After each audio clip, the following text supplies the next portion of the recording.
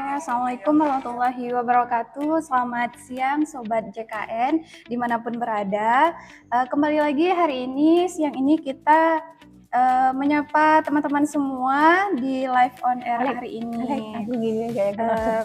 Pada kesempatan kali ini kita akan membahas topik yang sangat penting nih dan perlu dipahami oleh seluruh peserta JKN dimanapun berada, yaitu topiknya pelayanan gawat darurat.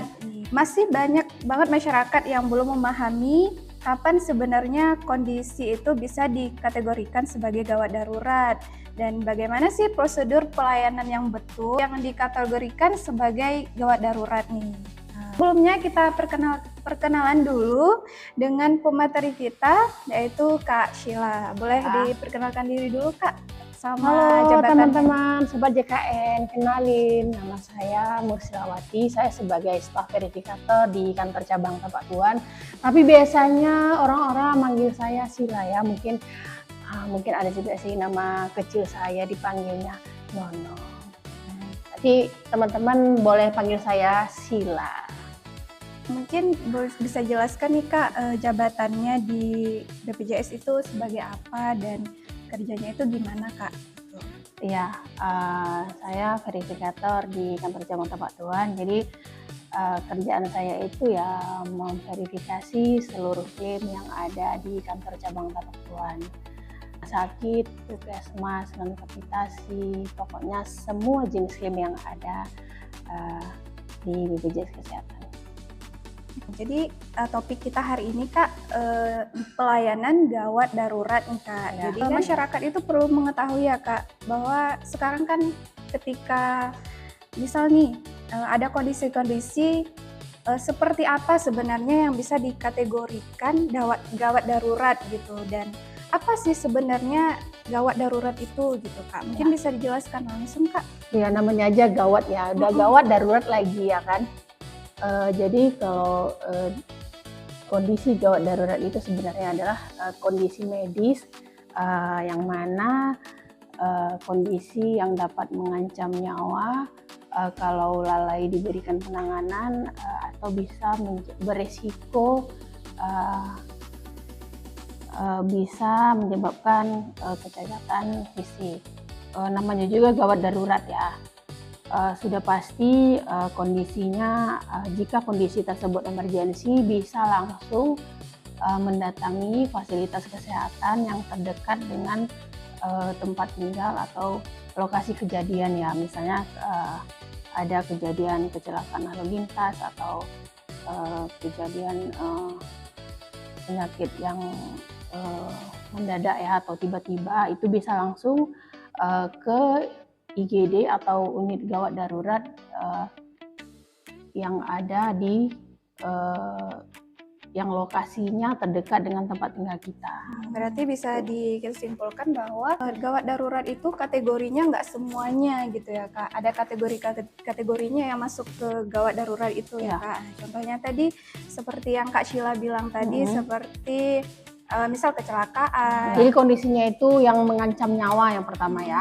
Yang mengancam nyawa itu misalnya dikategorikan dia pasien penyakit jantung atau pasien kecelakaan yang mengalami pendarahan banyak, jadi dia itu mengancam nyawa, atau dia sesak napas. Jadi tiap-tiap rumah sakit atau fasilitas kesehatan itu pasti memiliki yang namanya IGD, instalasi gawat darurat, atau UGD, unit gawat darurat. Jadi tiap-tiap rumah sakit itu sudah pasti memiliki IGD untuk pelayanan pasien yang emergensi ya, yang sangat membutuhkan pelayanan segera. Ya. Misal nih Kak, di suatu kondisi di mana seseorang itu kecelakaan, gitu. Jadi kan gawat sekali nih.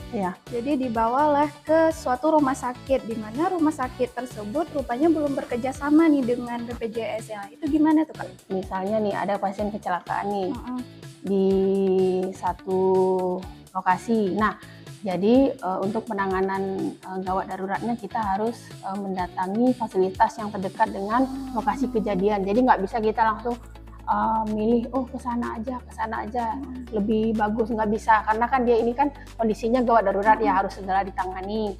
Nah, kondisi emergensi tersebut harus ditangani segera dan kita harus cari lokasi rumah sakit yang dekat dengan lokasi kejadian atau tempat tinggal kita, walaupun rumah sakit tersebut tidak bekerja sama dengan BPJS Kesehatan, namun penanganannya harus segera.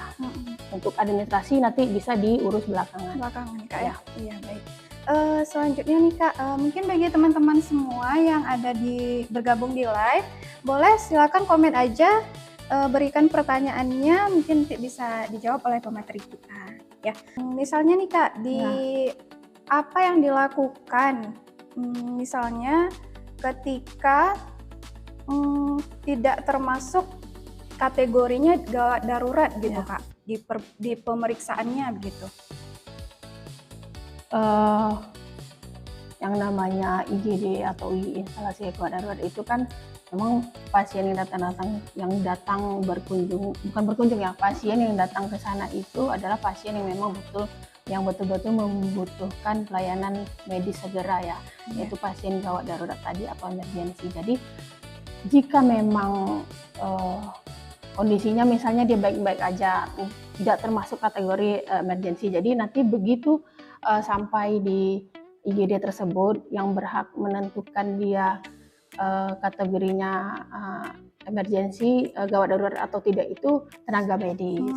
Jadi nanti tenaga medis yang memberikan pelayanannya, dia termasuk emergensi atau tidak. Jadi jika memang tidak emergensi, mereka hanya memberikan pengobatan dasar. Setelah itu pasien akan disarankan pulang untuk berobat kembali ke pelayanan tingkat pertama ya, jumpai dokter yang ada di puskesmas atau klinik pertama yang ada di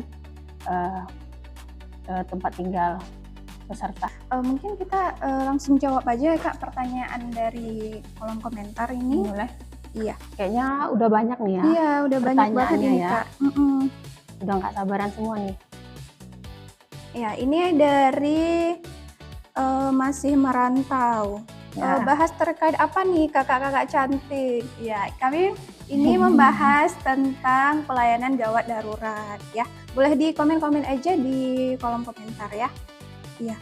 Pertanyaannya nih Kak dari Bang Jaya Abadi. Ya. Cara pindah BPJS dari mandiri ke layanan gratis itu gimana Kak?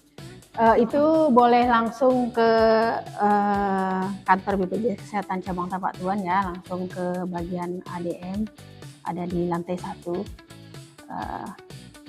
Mungkin cukup membawa KK dan KTP saja. Kayaknya pertanyaannya di luar tema ya. Iya, lebih di luar tema. Iya. Ya, dari Liut ya. Mau nanya nih Kak, jika ada tunggakan dan kita tunggakan dan kita lunasi, itu apa langsung aktif? Ini tunggakan gimana nih kalau misalnya tunggakan pasien yang sudah dilayani di fasilitas kesehatan tingkat lanjut, tunggakannya dilunasi dulu.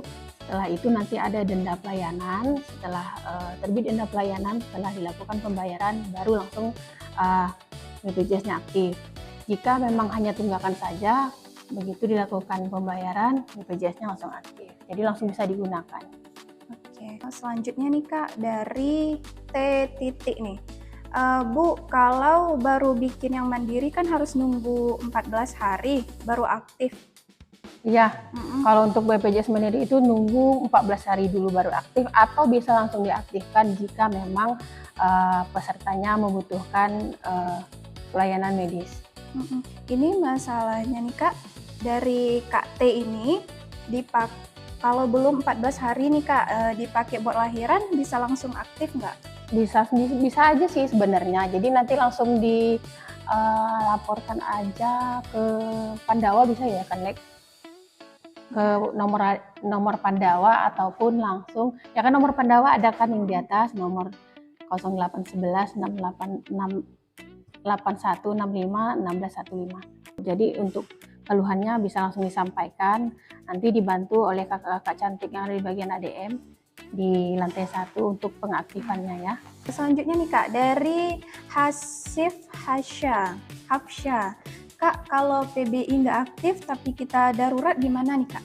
Ya, sekarang untuk sekarang per tanggal 1 Mei untuk PBI, APBD yang tidak aktif langsung bisa ke fasilitas kesehatan peserta terdaftar ya, langsung ke puskesmas tempat pasien terdaftar jika memang diperlukan pelayanan kesehatan. Nah, nanti di sana jika memang kartunya tidak aktif, jika memang pasien terdaftar sebagai peserta katastropik atau dia menderita penyakit katastropik, nah mereka langsung bisa mengaktifkan.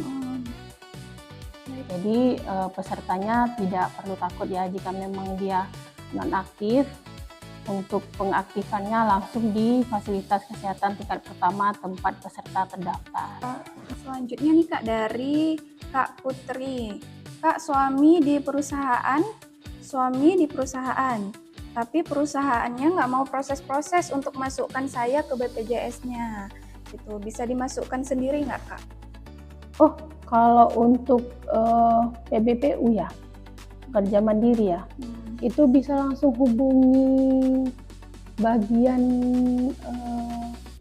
koordinator ininya, sepertinya koordinator bagian JKN-nya ya kan. Karena untuk peserta PBPU pendaftarnya tidak bisa perorangan ya, dia harus kolektif dari perusahaannya. Dan kita next aja ya Kak. Pertanyaannya, Kak izin tanya, apakah bisa buruh pabrik ngambil PRP dari BPJS yang ada keterangannya di JMO? Kalau JMO itu kan di BPJS Ketenagakerjaan ya. Jadi kami nggak bisa jawab karena antara BPJS Kesehatan dan BPJS Ketenagakerjaan itu memang hampir sama, cuman kami beda. Jadi buat Algibran boleh langsung tanya aja ke BPJS Ketenagakerjaan ya. Jadi teman-teman semua, sobat-sobat JKN yang dimanapun berada, yang gabung di live ini, boleh teman-teman langsung simpan aja nomor Pandawa yang ada di sini. Ya, karena penting sekali ya kita untuk menyimpan nomor Pandawa ini. Jadi dari mulai mengecek keaktifan BPJS itu bisa dari Pandawa dan lain-lainnya gitu.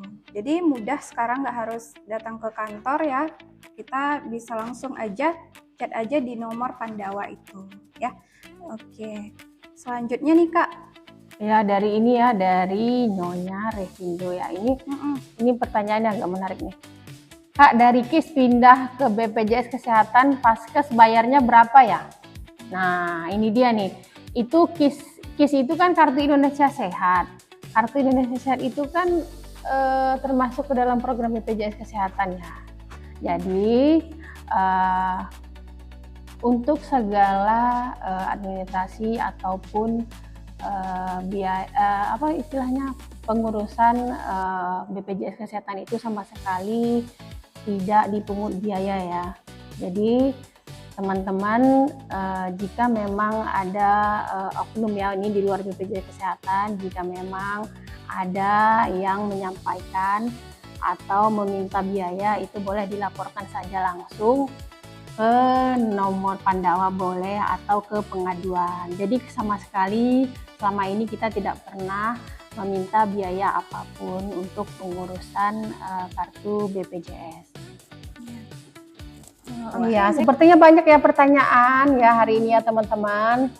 Ini Aku Rahma lewat aplikasi susah banget, apalagi WA. Ya udah, datangi aja langsung kantornya ya kakak. Bisa langsung datangi kantornya. Jadi kalau misalnya nih teman-teman nggak ngerti gimana cara chat Pandawa atau di mobile JKN-nya, atau lagi error nih aplikasinya gitu, jadi langsung aja ke BPJS terdekat. Jadi BPJS Kesehatan Tapak Tuan ini dia mencakup 4 wilayah teman-teman. Jadi yang pertama itu kantor cabangnya itu di BPJS Kesehatan Tapak Tuan di Tapak Tuan.